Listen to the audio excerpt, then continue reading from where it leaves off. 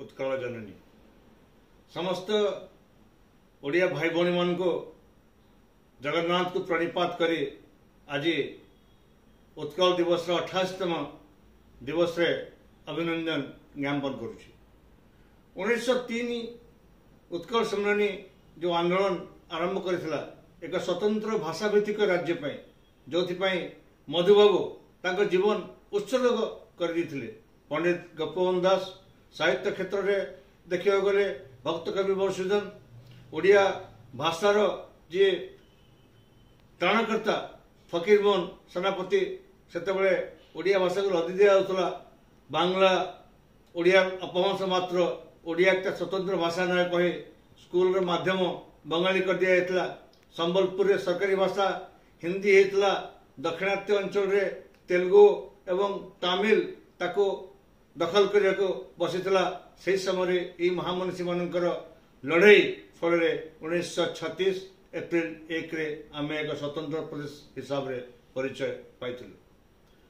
तापर जो महानदी रे बहुत पानी भई जायछि। 88 वर्ष बीती गलानी आ 12 वर्ष परे आमे 100 वर्ष रे पदार्पण करिबा। तेणु आज एक आत्मसमीक्षार समय आसीछि। ए समय भितरे आमे पाइछु केते हराइछु केते। ओडिया जाति विश्व दरबार रे तार कोल भाव रे मान रखि परिछि। दिन थिला ए ओडिया साधव पुआ माने बाली सुमात्रा बोर्नियो इंडोनेशिया जापान प्रवृत्ति अंचल को जाई नौ वाणिज्य क्षेत्र में आम बड़ दुर्दश थिलो।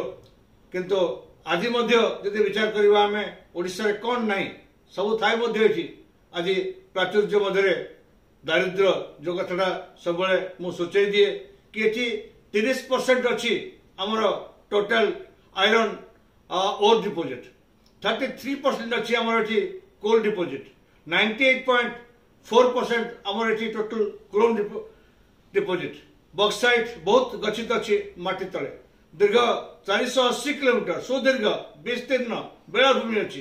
ये सब थाई आज आम कहीं दरिद्र लुटेरा किए ताको विसर्जन करने समय आसी। आसंतो आमे समस्ते एकाठी होई हीनमान्यता भूली ओडिशा को एक श्रेष्ठ राज्य हिसाब रे किभଳି प्रतिपादित करवा से चेष्टा करवा।